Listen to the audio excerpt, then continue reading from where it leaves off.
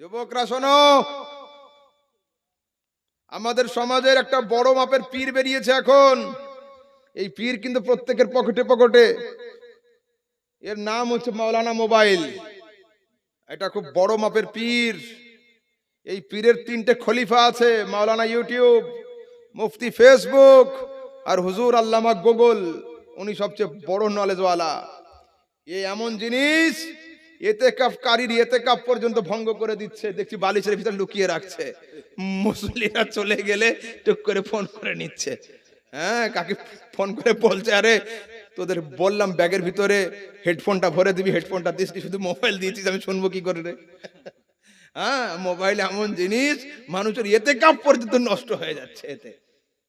এখন যুবকরা দেখছি এইখান থেকে হাত নিয়ে এইখানে হাত ছিল, এইখানে হতে হতে হতে হতে হাত চলে আসছে এইখানে। আর প্রত্যেকটা অঞ্চলে অঞ্চলে সরাসরি এখন মসজিদ তৈরি হয়ে যাচ্ছে। আহলে হাদিস জামে মসজিদ ইসলামপুরে তৈরি হয়ে গিয়েছে। তো বানান করতে করতে এত শুদ্ধ বানান করেছে, সে জামে আর লেখেনি, জামি করে দিয়েছে। আহলে হাদিস জামি মসজিদ মানে হায়ে হালকিকে হায়ে কালবি বানানোর প্রস্তুতি এদের। একজনকে জিজ্ঞাসা করা হচ্ছে, বলে আইনের মাখরাজ কোথায়? তাহলে আইনের মাখরাজ হাঁটুতে। বলে কেন? বলে অক্ষরটা যেরকম ব্যাকা, তো এই হাঁটুর মতোই মনে হচ্ছে। আর বলে হায়ের মাখরাজ কোথায়? তাহলে হাত কাল্ব থেকে বের হয়, হা মানে এত জোরে বের করছে, এর নাম হায়ে হালকি। ও ধরেছে হায়ে কালবি, দিল থেকে বের হয়। বুঝলেন তো? তো শোনেন, আমার কথা হলো এই, ডালডা বোঝেন? ডালডা একটা হচ্ছে ঘি, আর ঘিয়ের চাস্তো ভাই একটা আছে, ওর নাম হলো ডালডা। ঘি সাধারণত লোক বাড়িতে খায়, কিন্তু যখন প্রচুর লোকের খাওয়ানোর দরকার হয় বা ইয়ে হয়, তখন অরিজিনাল ঘি না দিয়ে ডালডা দিয়ে মানুষ চালিয়ে দেয়। ঠিক আছে? তো এখন ডালডার দোকানওয়ালা যদি নিজেকে ডালডা বলতে লজ্জা না করে, তো আমরা তো ঘিওয়ালা লোক, তো আমরা নিজেদের দোকানের নাম ঘিয়ের দোকান রাখতে অসুবিধা কোথায়? তারা যদি এখন প্রকাশ্যভাবে আহলে হাদিস মসজিদ তৈরি করতে পারে, তো আমাদের মসজিদের নাম হানাফি জামে মসজিদ থাকলে আপত্তি হবে কেন? কেন আপত্তি হবে? মসজিদগুলোতে কাগজ লাগিয়ে দেন, যেমন লেখা থাকে মসজিদে প্রবেশ করলে মোবাইল বন্ধ রাখুন, আমরা লিখে রাখি না? এখন ওটাও লিখে রাখুন, এই মসজিদে নামাজ পড়তে গেলে মাথায় টুপি দিতে হবে, অন্যথায় সুন্নিয়াতকে টেকানো যাবে না। খবরদার, খালি মাথায় মসজিদে এন্ট্রি বরদাস্ত করবেন না। ইমাম সাহেব তিনি থাকবেন, জুমার দিনে শক্ত কথায় বলবেন যে ভাই টুপি পরে নামাজ পড়ো, যদি টুপি না পড়তে পারো আমার মসজিদে নামাজ পড়ার তোমার অধিকার নেই। অন্যথায় এই মসজিদ 1, 2, 3 করে পার্সেন্টেজ যেদিন ওদের বেড়ে যাবে, সেই দিন মসজিদ বেদখল করে দিবে, সেদিন আপনার হাতে আর থাকবে না। আপনার মসজিদে আমিনের আওয়াজ যেন জোরে না হয়, সেটা খেয়াল রাখতে হবে, খবরদার নাই। তারপরে ফরজ নামাজের পরে দোয়া নেই। আমরা দুনিয়াতে দান করি না? দান করি তো। আমাদের দান হয় 2 রকমের। কিভাবে? কিছু দান করি আমরা জীবিতর পক্ষ থেকে। 2000 টাকা মৌলানা রফিকুল ইসলামের হাতে দিলাম, হযরত এই টাকাটা নেন, আমার চাচা চাচুর জন্য দোয়া করে দিবেন, অসুস্থ আছে। আবার হযরতের হাতে একটা লোক আসলো, এসে বলল, হযরত এই 500 টাকাটা নেন, আমার দাদা দাদি ইন্তেকাল করেছে, ওদের নামে দোয়া করে দিবেন। মানে দান 2 রকমের, জীবিত তরফ থেকে হয়, মৃতর তরফ থেকে হয়। ঠিক আছে? এরা এখন ইউটিউব আর ফেসবুক দেখে শিখে গিয়েছে। আর আহলে হাদিসের যুবকদের ভাষা হলো এই, মরা গরু যেমন ঘাস খায় না, ঠিক তেমন মরে যাওয়া লোকের নামে আর দোয়া কালামের কোনো দরকার হয় না। আমি বললাম, হ্যাঁ, যেগুলো তোমাদের গোরস্থানে শুয়ে পড়েছে ওগুলো মরা গরু হলে হতে পারে, আমাদের গুলো নয়। রাস্তার ধারে দেখবেন গরু অ্যাক্সিডেন্ট হয়ে পড়ে থাকে না? হ্যাঁ, মরে থাকে তো। তা আমরা কি আজ পর্যন্ত কোনো সময় গাড়ি থামিয়ে বলেছি আসসালামু আলাইকুম ইয়া মরা গরু? বলি আমরা? কেন? মরা গরু মরা গরুই হয়, ওর জন্য দোয়া দরুদের প্রয়োজন হয় না। কিন্তু যখন আমরা কবরস্থানে যাই, কাউকে দেখতে পাই না, কারোর আওয়াজ শুনতেও পাই না, তবুও আমরা আদবের সঙ্গে বলি আসসালামু আলাইকুম ইয়া আহলাল কুবুর আনতুম সালাফুনা ওয়া নাহনু বিল আসার। হে কবরবাসী, আল্লাহর শান্তি তোমাদের উপর বর্ষিত হোক। তোমরা আমাদের আগে গিয়েছো, আমরা আসছি ইনশাআল্লাহ তোমাদের পরে। হলো, এদের যারা শিক্ষিত আছে, একটু এডুকেটেড, ভাষা মার্জিত, তারা দাবি করে কি জানেন? তারা দাবি করে এটা যে চাকরি শেষ হয়ে গেলে বেতন বন্ধ হয়ে যায়, মরে যাওয়া মানে শেষ হয়ে যাওয়া, আর ওর জন্য দোয়া খায়রের প্রয়োজন নেই। আমি বললাম ভাই, হলো আর না হলো, চাকরি শেষ হয়ে গেলে বেতন বন্ধ হয়ে যায় এটা তোমার জানা আছে, আর পেনশন চালু হয়ে যায় এটা আমাদের জানা আছে। পেনশন চালু হয় না? ফের জিজ্ঞাসা হবে মৌলভী আহমদ রাজা কি হাদিসে আছে? হ্যাঁ হ্যাঁ, সিহাসিত্তার সহিহ মুসলিমের সহিহ রিওয়ায়াতের মধ্যে রাসূল বলছেন ইজা মাতাল ইনসানু ইনকাতা আনহু আমালু ইল্লা মিন সালাস। যখন একজন লোক মারা যায়, ওর জীবনের আমলের সমস্ত দরজা ক্লোজ হয়ে যায়, তিনটে পেনশনের দরজা ওর জন্য খুলে দেওয়া হয়। কি কি? ওয়ালাদুন সালেহ ইয়াদউ লাহু, যদি নেক আওলাদ থাকে, নেক সন্তান থাকে, ছেলে মেয়ে আমিন করবে, আব্বু আম্মু কবরে শুয়ে সওয়াব পেতে থাকবে। সাদাকাতুন জারিয়া, স্থায়ী সাদকা, মসজিদ নির্মাণ করা, মাদ্রাসা নির্মাণ করা, কুয়ো খনন করে দেওয়া, ইতিমখানা তৈরি করে দেওয়া, এই টাইপের বড় বড় কাজ যদি করে, লোকটা কবরে শুয়ে শুয়ে সওয়াব পেতে থাকবে। রাসূল বলেছেন ইলমুন ইয়ানতাফিউ বিহি, যদি জ্ঞান বিজ্ঞান রেখে যায়, বই লিখে যায়, ছাত্র তৈরি করে যায়, এইখানে বই পড়ে আমরা আলেম হব, লেখক কবরে শুয়ে শুয়ে সওয়াব পেতে থাকবে। তারপরে আসুন, আমি এখন এইখানে মাওলানা রফিকুল ইসলাম আর আমার বড় ভাই দুইজন যদি আগামী কাল মাওলানা শেতাবউদ্দিন ইসলামপুর আসে, তারপরে চলো আহমদ ভাইয়ের কাছে যাই, একটু দেখা করে আসি, আর আহমদ ভাইয়ের জন্য একটা গিফট নিয়ে যাই। এই ভাইটা একটা পেন কিনলো, আহমদ ভাইকে দিবে। এই ভাইটা 1 কেজি খাবার কিনলো, আহমদ ভাইকে দিবে। ঠিক আছে, হতেই পারে গিফট, কোনো সমস্যা নেই। কিন্তু যেদিন আমার মরণ খবর আসবে কালুপুর গ্রামে, সেদিন কি কেউ আমার জন্য ফল কিনবে? সেদিন কি কেউ আমার জন্য গিফট কিনবে? না। রাসূলকে জিজ্ঞাসা করছি, হুজুর যতদিন লোকটা জীবিত ছিল আমি ইচ্ছা মতো গিফট দিলাম, মরে যাওয়ার পরে দেব না? রাসূল বলছে হ্যাঁ হ্যাঁ দিতে হবে। যতদিন লোকটা জীবিত ছিল ততদিন তার জন্য তোমার যা ইচ্ছা গিফট দাও, লোকটা যেদিন মরে যাবে দেওয়া বন্ধ করো না, লোকটার জন্য হাত তুলে জান্নাতের দোয়া করে দাও। হাত তুলে জান্নাতের দোয়া করে দাও। হাদিসে আছে না নেই? হ্যাঁ হ্যাঁ, শরহুস সুদূর বিআহওয়ালিল কুবুর আল্লামা জালালউদ্দিন সিউতি হাদিস নকল করছেন। রাসূল বলছেন উম্মতি উম্মাতুম মারহুমা তাদখুলু কুবুরাহা বিযুনুবিহা, আমার উম্মত হলো নাজাত প্রাপ্ত উম্মত, এরা কবরে যাবে পাপের পাহাড় নিয়ে, কবর থেকে উঠে দাঁড়াবে, লা যুনুবাল্লাহুম, এদের কোনো পাপ থাকবে না। সাহাবায়ে কেরাম জিজ্ঞাসা করছেন ইয়া রাসূলুল্লাহ, মরার পরে না নামাজ, না রোজা, না হজ, না যাকাত, so how to possible it, কি করে সম্ভব এটা হলো? রাসূল বলছেন বে ইস্তিগফারিল মুমিনিন, মুমিন ভাইদের আমিন আমিন করার বরকতে আল্লাহর পাপকে ক্ষমা করে দিয়েছেন। হলো? আচ্ছা, ইমাম সাহেবের দোয়াতে কোন মুসল্লি যদি জান্নাতে চলে যায়, তো ওই লোকটার 2 বিঘা জমি কি ইমাম সাহেবের নামে অটোমেটিক রেজিস্ট্রি হয়ে যাবে রাতের বেলা? তা তো হবে না। যদি ভাইপোর দোয়াতে চাচা জান্নাতে চলে যায়, তো চাচতো ভাইদের 10 বিঘা জমি ওর নামে কি রেকর্ড হয়ে যাবে? তা তো হবে না। তাহলে দোয়া করতে এরা এত ভয় পায় কেন? নামাজের পরে দোয়া করতে পারা যাবে না, এটা চলবে না।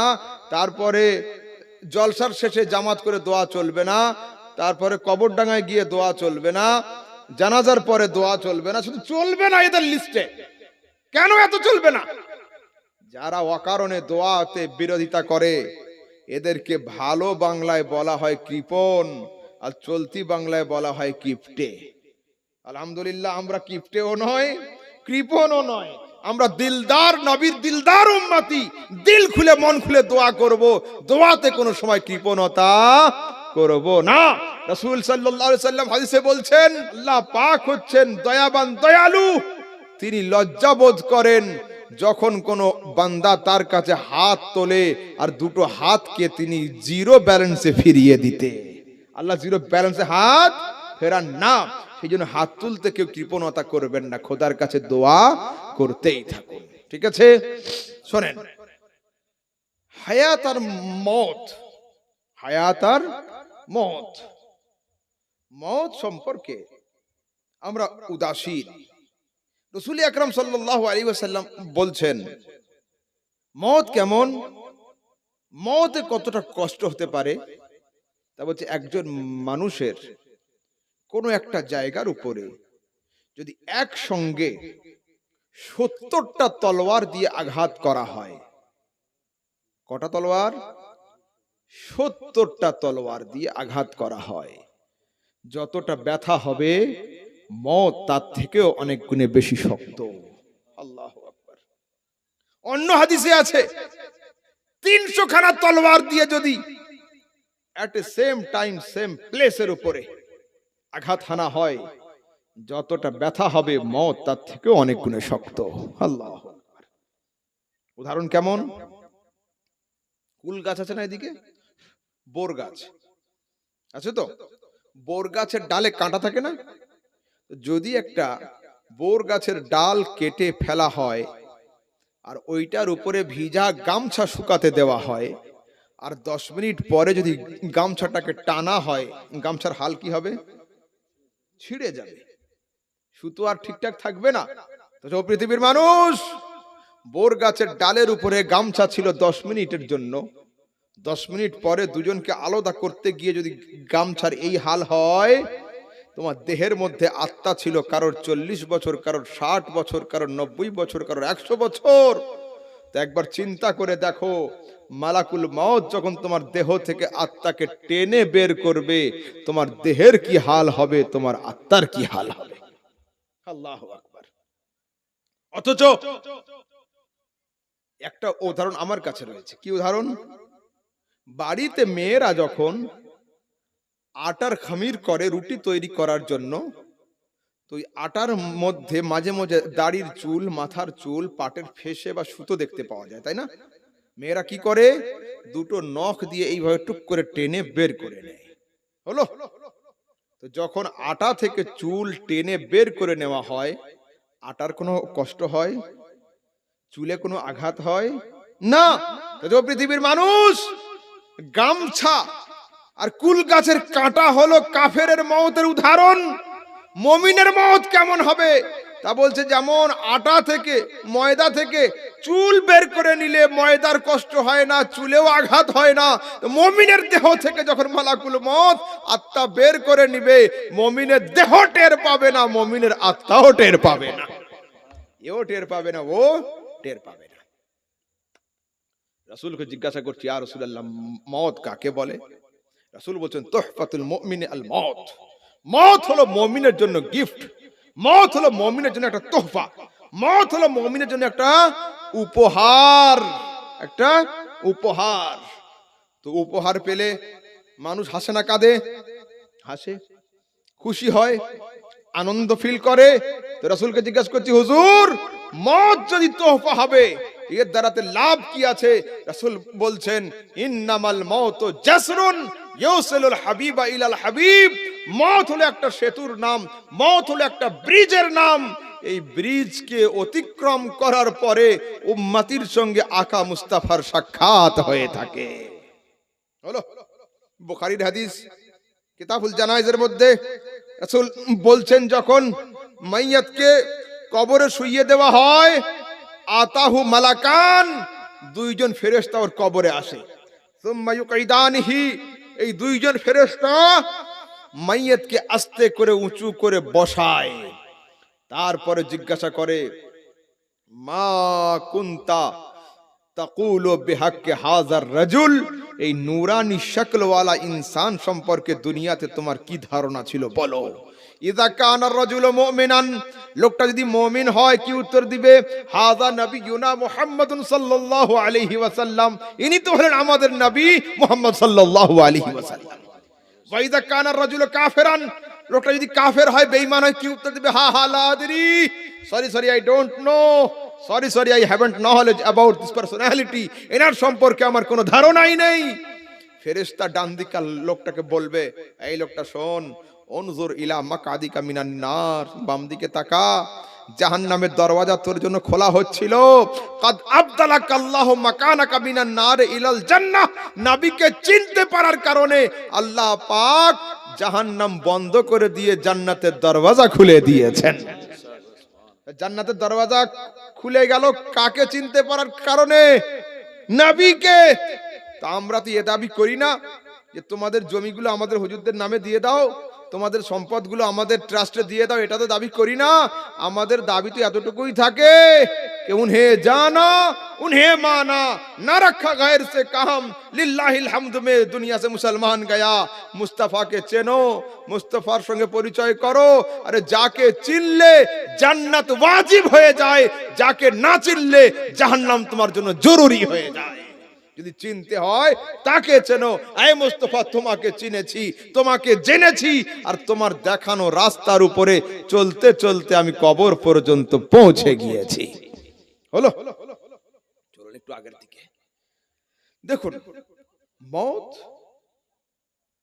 সত্য, মওত এমন এক সত্য, দুনিয়াতে বহু নাস্তিক রয়েছে যারা খোদার অস্তিত্বকে বিশ্বাস করে না, আল্লাহ আছে মানে না, কিন্তু সেই খোদার সৃষ্টি মওতকে তারা চোখ বন্ধ করে মানতে বাধ্য। দুনিয়াতে আশিক হতে হবে। কেমন? একটা ঘটনা, হযরতে আবু ইয়াজিদ আল বিস্তামি, বুস্তাম দেশের আবু ইয়াজিদ, উনি ইন্তেকাল করেছেন, ওনাকে কবরে রাখা হয়েছে। দুইজন ফেরেশতা কবরে গিয়েছে, গিয়ে বলছে মান রব্বুকা, তো রব কে? হযরতে আবু ইয়াজিদ বলছেন আরে কবরের ভিতরে ঢুকে প্রশ্ন করছো সালাম না দিয়ে? সালাম না দিয়ে কালাম শুরু, সরাসরি প্রশ্ন হচ্ছে। দুইজন ফেরেশতা কবর থেকে বেরিয়ে গিয়ে বলছে আসসালামু আলাইকুম ওয়া রাহমাতুল্লাহি ওয়া বারাকাত, মান রব্বুকা, তোমার রব কে? আবু ইয়াজিদ বলছে ওয়া আলাইকুম আসসালাম ওয়া রাহমাতুল্লাহি ওয়া বারাকাত। আমাকে মুসলমান মনে করে সালাম দিলেন না কাফের মনে করে? বলছে না, মুসলমানকেই তো সালাম দিতে হয়। তা বলছে যাকে মুসলমান মনে করে সালাম দেওয়া হয় ফের তাকে জিজ্ঞাসাও করতে হয় তোর রব কে? দুইজন ফেরেশতা কবর থেকে বেরিয়ে আল্লাহর কাছে চলে গিয়ে বলছে আল্লাহ এ কোন বান্দা কবরে? আল্লাহর তরফ থেকে আওয়াজ আসছে ইন্নাহু আবু ইয়াজিদ আল বিস্তামি ইন্নাহু আশা ফি হুব্বি ওয়া মাতা ফি হুব্বি ওয়া উদিআ ফি কবরিহি কাযালিক ওয়া ইউবআসু ইয়াউমাল কিয়ামতি কাযালিক। আরে বুস্তাম দেশের আবু ইয়াজিদ ও ছিল আমার পাগল, ও আমার মস্তির অবস্থাতে দুনিয়াতে ঘোরাঘুরি করত, মস্তির অবস্থাতে ও ইন্তেকাল করেছে, মস্তির অবস্থাতে কবরে শোয়ানো হয়েছে, আর এই পাগলামি করতে করতে ও কিয়ামতের দিনে মাথা উঁচু করে দাঁড়িয়েও যাবে। আল্লাহু আকবার। দেখো আশিক কাকে বলে। আরো একজন লোক ছিলেন যার নাম হচ্ছে হযরত ইব্রাহিম ইবনে আদহাম। হলো, আদহামের ছেলে ইব্রাহিম। আল্লাহ পাক নিজের দরবারে মাঝে মধ্যে ইব্রাহিমের জিকির করে। দুনিয়াতে একটা বান্দা আছে আমার ইব্রাহিম, ও আমার পাগল, আমার আশিক। ফেরেশতারা একদিন জিজ্ঞাসা করে ফেললো আল্লাহ ইব্রাহিম আদহাম কে? তুমি এত প্রশংসা করো কেন? তাহলে তারা পরীক্ষা নিবি তো যা, অমুক জায়গার মাঠে দেখবি একজন রাখাল বেশে ঘুরছে, ওর সঙ্গে বেশ কিছু বকরি রয়েছে, ওর নাম হলো ইব্রাহিম। ঠিক আছে, ফেরেশতা মানব আকৃতি ধারণ করে উপস্থিত হয়েছে। পিছন থেকে আওয়াজ দিয়েছে আল্লাহ। ইব্রাহিম বিন আদহাম ঘুরে বলছেন কে আমার রবের মধুমাখা নাম আমার সামনে শোনালো? আর একবার কি শোনাবে? ফেরেশতা বলছে যদি আমি শোনাই কি দিবে? তা বলছে আমি 300 বকরির মালিক, 100 বকরি তোমাকে দান করে দেব। তো দাও। ধরে নিয়েছে, শুনিয়ে দিয়েছে আল্লাহ। ফেরেশতা রিটার্ন যাচ্ছে, পিছন থেকে গিয়ে জড়িয়ে ধরেছে, ভাই আর একবার কি মধুমাখা খোদার নাম হবে না? হ্যাঁ হবে। কি দিবে? আরো 100 বকরি দিয়ে দেব। 200 চলে গেল, 300 চলে গেল। 3 বার নাম শোনার পরে যখন লোকটা চলে যাচ্ছে, ইনি গিয়ে পিছন থেকে ধরেছেন, ভাই আর একবার কি আল্লাহর নামটা শোনাবে না? তা বলছে তোর কাছে তো দেওয়ার কিছু নেই, তো বিনা পুঁজিতে সওদা কিনতে এসেছো। তা বলছে আরেকবার আল্লাহর নাম শুনিয়ে দাও না। বলছে কি দিবে? তা বলছে 300 বকরি চড়ানোর জন্য রাখাল তো লাগবে, আমি তোমার কাছে আজ থেকে রাখাল হিসাবে কাজ করে নেব। আল্লাহু আকবার। এইবার যখন 300 বকরি দেওয়া হলো আর এই কথা হয়ে গেল, ফেরেশতা বলছে ইব্রাহিম ধর তোর বকরি তুই নে, আমি কোন দুনিয়ার ভিখারি নয়, আমি হলাম আকাশের ফেরেশতা। কিন্তু ইব্রাহিম শোন, আল্লাহ পাক তোর নাম জাহান্নামীদের লিস্টে লিখেছে। এই কথা শোনার পরে ইব্রাহিম বিন আদহাম, আরবিতে শব্দ আছে রাকস করা, বাজতে নাচতে আরম্ভ করেছে খুশিতে আনন্দে। ফেরেশতা বলছে তো আজীব পাগল, বলছি যে তোর নাম লেখা হয়েছে জাহান্নামের লিস্টে। তা বলছে হ্যাঁ আমি সেই জন্যই তো খুশিতে নাচছি, আমি তো ভেবেছিলাম যে আমি যা হতভাগ্য আমার নাম কোনো খাতায় উঠবে না, আল্লাহ যখন নিজের হাতে জাহান্নামের খাতায় লিখে দিয়েছে আমি সাকসেস হয়ে গিয়েছি। আরে খোদাকে ডাকা আমার কাজ ছিল, আমাকে পানিতে দিবে কি আগুনে দিবে ওটা তো তারই ফয়সালা, আমি এতেই সন্তুষ্ট রয়েছি। আল্লাহু আকবার। এই হলো ইশক, এই হলো জজবা, এই হলো প্রকৃত প্রেম, এই হলো মোহাব্বত। আল্লাহ তাবারক ওয়া তাআলা আমাদের সবাইকে আশিক বানায়, দিনের উপরে দাঁড়িয়ে থাকার তৌফিক দান করে।